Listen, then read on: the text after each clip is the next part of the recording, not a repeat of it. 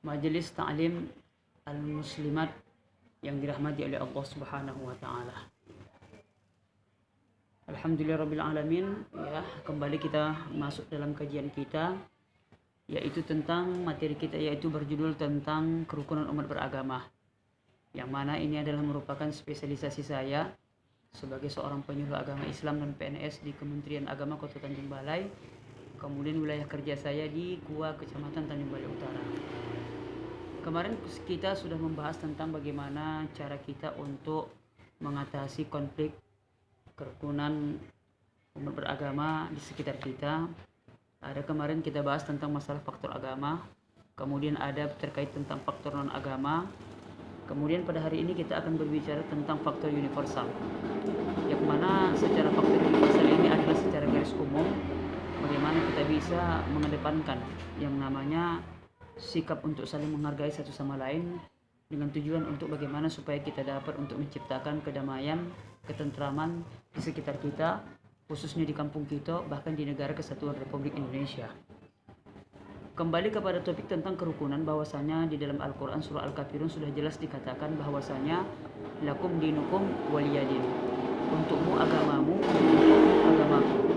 Jadi intinya terkait tentang masalah kerukunan umat beragama yang telah kita pelajari kemarin, bahwasanya boleh kita melakukan sikap toleransi atau saling menghargai sesama lain, akan tetapi ada dua hal yang paling terpenting harus kita jaga, yaitu kita tidak boleh bertoleransi terkait tentang masalah akidah dan juga terkait tentang masalah ibadah. Kenapa? Karena akidah dan ibadah ini adalah merupakan suatu konsep yang sangat penting sekali dan tidak ada boleh tawar-menawar. Ya, karena ini adalah masalah akidah, masalah ketuhanan kita kepada Allah Subhanahu wa taala.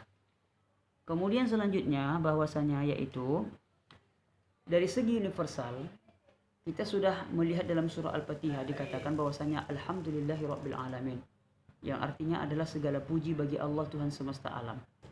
Akan tetapi segala puji bagi Allah Tuhan semesta alam, intinya Tuhan semesta alam itu definisinya adalah bukan hanya diperuntukkan untuk orang-orang Islam saja, akan tetapi juga untuk orang Kristen dan umat-umat agama lainnya. Akan tetapi Allah akan memberikan naungan kepada orang-orang yang memeluk agama Islam dengan bersyahadat kepada beliau. Ya, tentunya rukun Islam yang pertama itu adalah mengucapkan dua kalimat syahadat. Itulah yang pertama kali yang kita lakukan untuk supaya kita tergolong kepada orang-orang muslim dan muslimah sejati.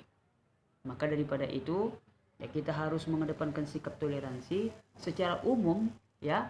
Secara umum seluruh umat manusia dianjurkan untuk masuk agama Islam. Akan tetapi apabila memang istilahnya takdir ataupun hidayah Allah tidak ada mereka dapatkan, maka Islam itu tidak ada pemaksaan. Tidak ada pemaksaan untuk masuk secara agama Islam dengan secara paksa. Akan tetapi ya, kalau seandainya mereka memeluk agama Islam, maka sudah tentu mereka harus dengan segera menjalankan yang namanya syariat agama Islam. Salah satu dua fundamental kewajiban kita untuk melaksanakan syariat agama Islam yaitu adalah terkait tentang rukun iman dan rukun Islam. Jadi itu wajib kita laksanakan bagi orang-orang yang mengakui bahwasanya Allah Subhanahu wa taala itu adalah sebagai Tuhan kita dan Nabi Muhammad itu adalah sebagai utusan Allah. Kemudian daripada itu, dalam konsep melihat universal Islam di atas, tampak bahwa esensi ajaran Islam itu terletak pada penghargaan kepada kemanusiaan secara universal yang berpihak kepada kebenaran, kebaikan, dan keadilan. Jadi kita mencoba untuk memberikan yang terbaik kepada umat-umat yang lain. Salah satunya adalah ketika mereka melaksanakan ibadah mereka, kita tidak akan pernah mengganggu. Biarlah mereka melaksanakan apa yang mereka yakini. Tapi begitu juga sebaliknya. Apabila kita melaksanakan kegiatan ibadah kita kepada Tuhan kita, kepada Allah Subhanahu wa taala, maka mereka tentunya harus menghargai kita juga.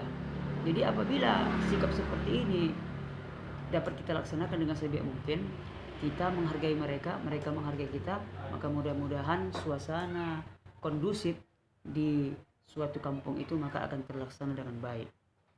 Kemudian daripada itu, kerjasama antar umat beragama merupakan bagian dari hubungan sosial antar manusia yang tidak dilarang dalam ajaran Islam. Jadi maka saya katakan seperti tadi bahwasanya ketika berbicara tentang masalah akidah dan berbicara tentang masalah ibadah, maka itu tidak ada toleransi.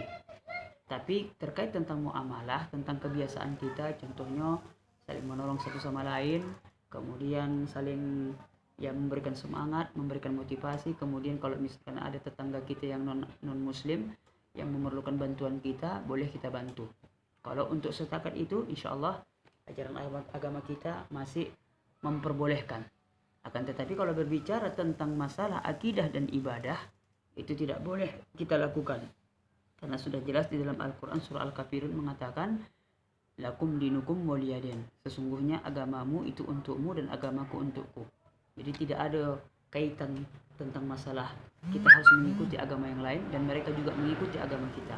Karena di dalam surah Al-Kafirun juga sudah dikatakan bahwasanya apa yang kamu sembah tidak akan aku sembah dan apa yang aku sembah tidak akan kamu sembah. Jadi kita harus kuat di situ. Harus patok mati. Jangan sampai berubah-berubah. Ya Bu ya, itu yang kita harapkan. Tapi kalau berbicara tentang muamalah, tentang kemasyarakatan, tentang kebiasaan kita, ya boleh-boleh saja selagi itu masih dalam kondisi positif dan tidak melanggar daripada peraturan perundang-undangan di negara kita. Jadi saya rasa mungkin cukup di sini aja. Jadi dan kurang mohon dimaafkan. Wallahu muwaffiq ila aqwamit thoriq. Assalamualaikum warahmatullahi taala wabarakatuh.